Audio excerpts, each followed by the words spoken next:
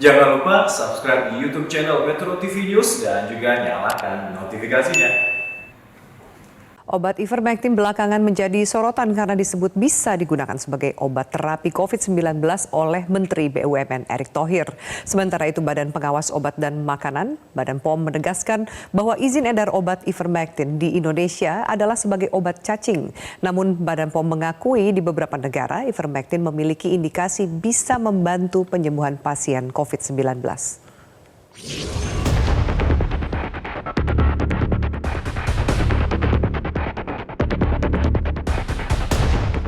Ivermectin mendadak menjadi sorotan di tengah lonjakan kasus COVID-19 di Indonesia. Obat ini disebut dapat digunakan sebagai obat terapi untuk pasien COVID-19. BPOM telah mengeluarkan izin edar untuk obat ivermectin buatan PT Indofarma yang dapat digunakan sebagai terapi pasien COVID-19.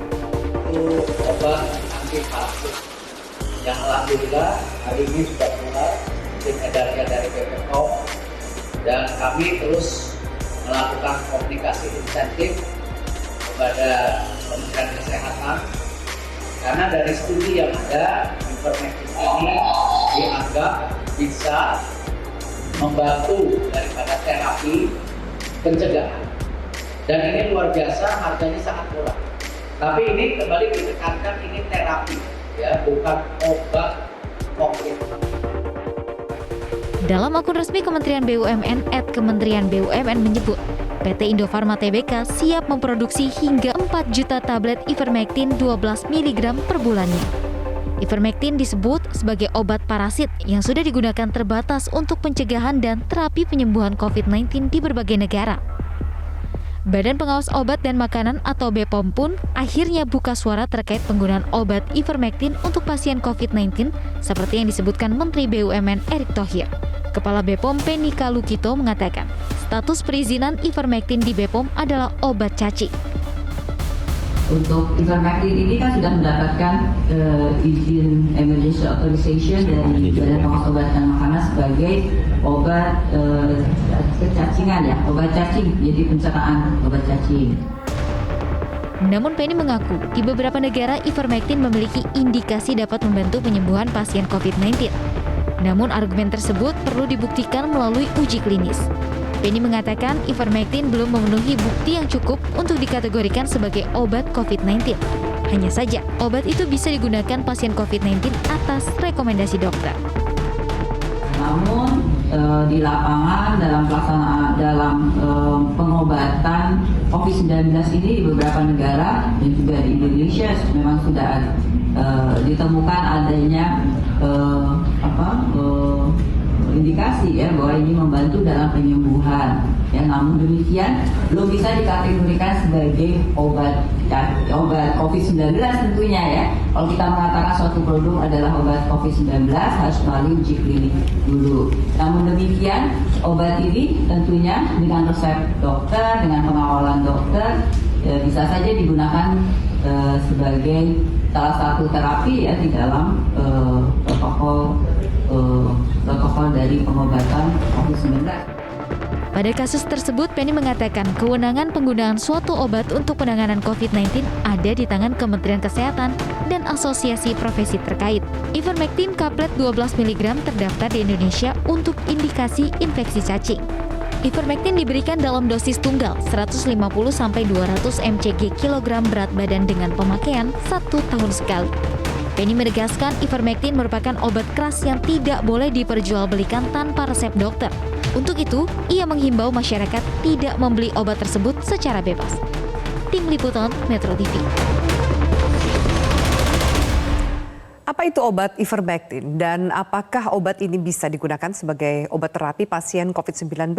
Untuk membahasnya sudah bergabung dari luar studio Dr. Budi Antariksa, ahli paru dari Persatuan Dokter Paru Indonesia, PDPI, sekaligus Ketua Tim Uji Klinis Ivermectin Balitbangkes. Selamat sore.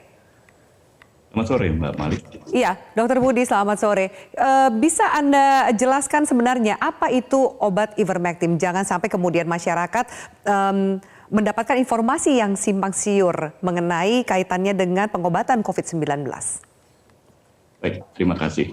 Ivermectin adalah satu derivat dari avermectin.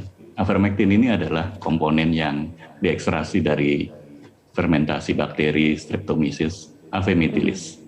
Dan dari awal, sudah mungkin dari tahun 50-an, 55 atau 75 ya, lebih dari 30 tahun yang lalu, obat ini memang dipakai untuk antiparasit. Ya.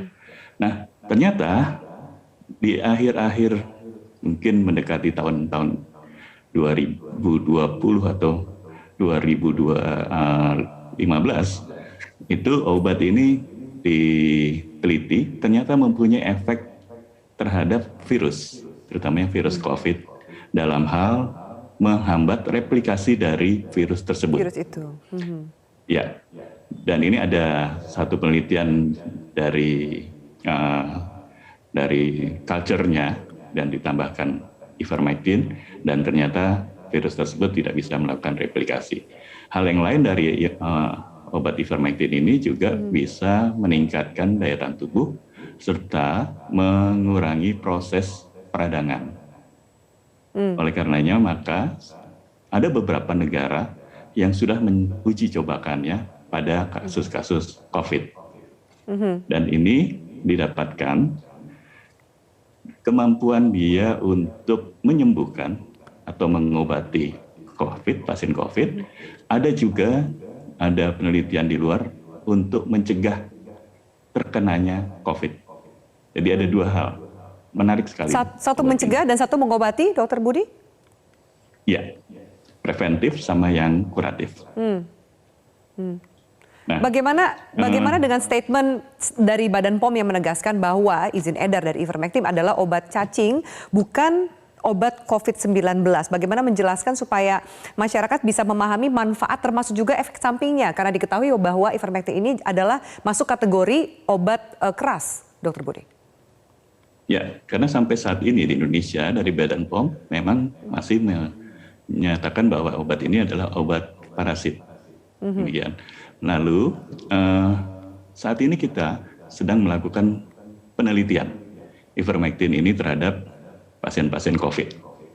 Dan ini dipimpin oleh Litbang Kemenkes, penelitian pengembangan di Kementerian Kesehatan, dengan melibatkan 8 rumah sakit untuk melakukan uji coba ini.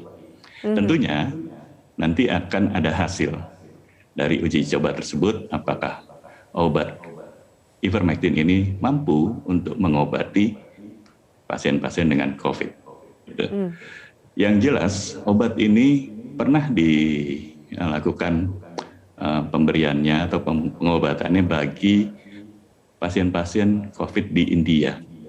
Nah, ada satu hal yang kesamaan dari India dengan Indonesia saat ini. COVID-nya variannya sama. Dan kita lihat varian yang dari India atau kita sebutnya sebagai varian Delta, itu ternyata memang lebih cepat transmisinya, lebih banyak yang menyebabkan meninggal. Jadi di India ada bukti bahwa terjadi pengurangan dari angka kesakitan COVID setelah memakai obat ini. Jadi mungkin setelah nanti kita lakukan penelitian dan ternyata memang terbukti, ya apa salahnya? Ini merupakan adalah suatu upaya dari kita semua agar bisa menangani COVID. Dokter Budi, dari pengalaman mungkin juga dari informasi data literatur yang Anda baca, seberapa besar sebenarnya tingkat keefektifan atau tingkat keberhasilan dari ivermectin ini dalam berkaitan dengan kesembuhan pasien COVID-19? Kalau dari beberapa jurnal yang istilahnya kalau dalam penelitian kita adalah randomized control trial, terus dengan beberapa tempat site penelitian, itu memang hasilnya beragam. Ya. Yang paling banyak adalah pada kategori ringan dan sedang, untuk yang efektif bahwa si ivermectin ini bisa menyembuhkan. Demikian. Dokter Budi, lalu sebenarnya secara spesifik siapa saja yang bisa mengkonsumsi obat ini dan dalam kondisi apa berkaitan dengan COVID-19? Karena kita tahu bahwa sekarang anak-anak juga banyak terpapar COVID-19, lansia, jadi sudah usia ini sudah hampir semua kategori usia yang terkena COVID-19. Apakah ini aman untuk dikonsumsi bagi anak-anak maupun lansia? Dari berbagai penelitian yang dianjurkan masih di atas 12 tahun atau 14 tahun. Ya. Lalu dianjurkan juga untuk mereka yang ringan dan sedang, kategori dari sakit COVID-nya. Dan mungkin komorbid itu pun juga akan menjadi pengganggu dari kesembuhan. Biasanya komorbid itu kita dapatkan pada pasien-pasien dengan lansia. Dan yang paling penting adalah prinsip dari pengobatan COVID itu adalah segera mungkin atau sedini mungkin. Karena dalam proses perjalanan pasien dengan COVID itu ada stage-nya yang ringan, ada yang sedang, ada yang berat, dan ada yang terakhir adalah kritis.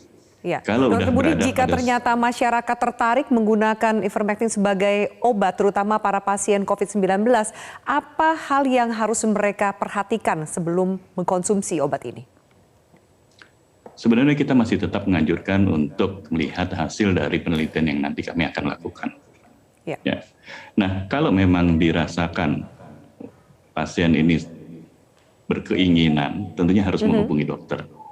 Lalu bersama dengan dokter itu mungkin ada suatu pernyataan dari pasien bahwa mereka memang meminta atau ya pokoknya meminta supaya dapat diberikan obat ivermectin ini.